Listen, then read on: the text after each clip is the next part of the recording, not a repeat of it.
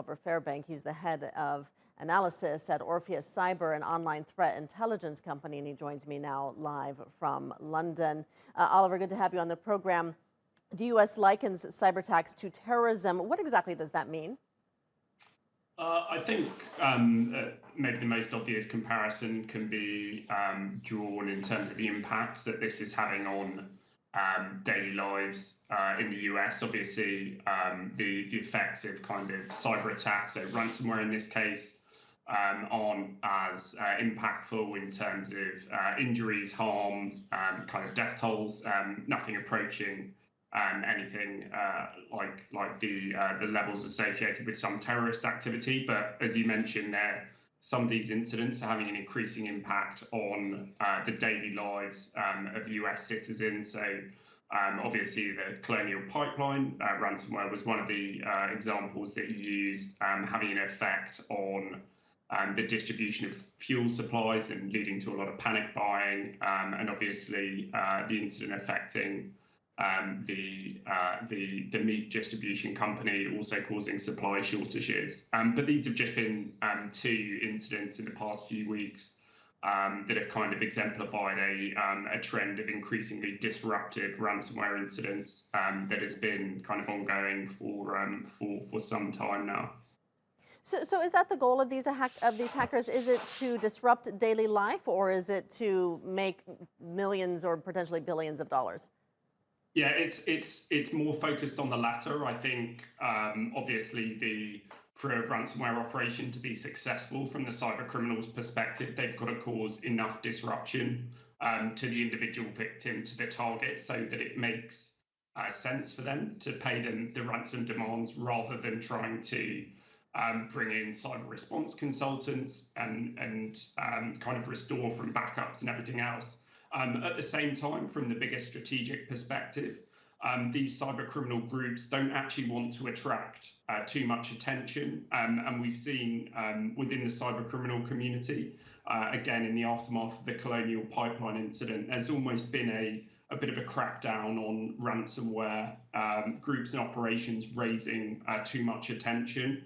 They operate with a degree of immunity at the moment, and they don't want to kind of lose that position of privilege. They want to be able to continue compromising multiple victims so they can generate more profit for their operations. On Sunday, the U.S. Energy Secretary Jennifer Granholm warned that the U.S. power grid is vulnerable to attacks. What kind of damage could that wreak if hackers targeted and took down the U.S. power grid? Well, I think we've seen in isolated circumstances before. There's been a couple of case studies in Ukraine, for example, where cyber attacks attributed to Russia have resulted in outages to the electricity grid. There's been cases where, again, incidents attributed to Russia have targeted and disrupted the energy supply to specific housing, apartment blocks.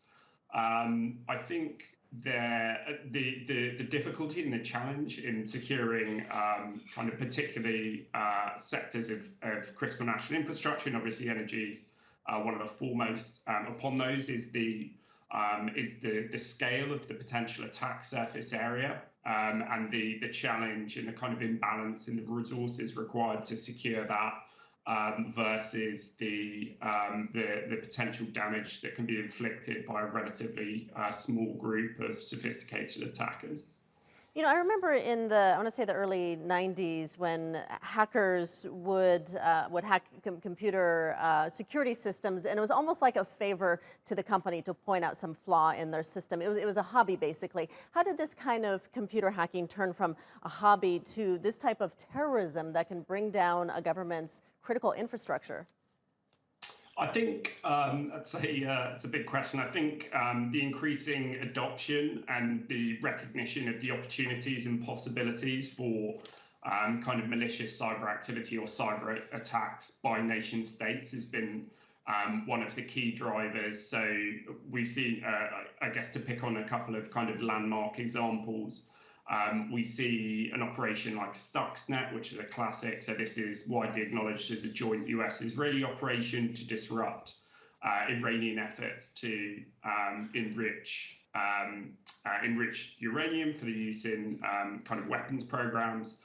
They're able to achieve a really sophisticated effect in kind of steadily degrading Iran's ability to enrich nuclear materials that I think it would have been very difficult to achieve via conventional or kind of non-cyber means, and was a lot more subtle, for example, than sending in an airstrike to target a nuclear facility. So I think I would say the adoption of the recognition of those possibilities by state actors has been one of the key drivers of that. Something we often see in the threat landscape as well, is that when those capabilities are kind of when the genie's been let out of the bottle at the state level, and those capabilities are able to kind of filter down or trickle down through the threat landscape to cyber criminal actors, you see there a much wider degree of adoption as well.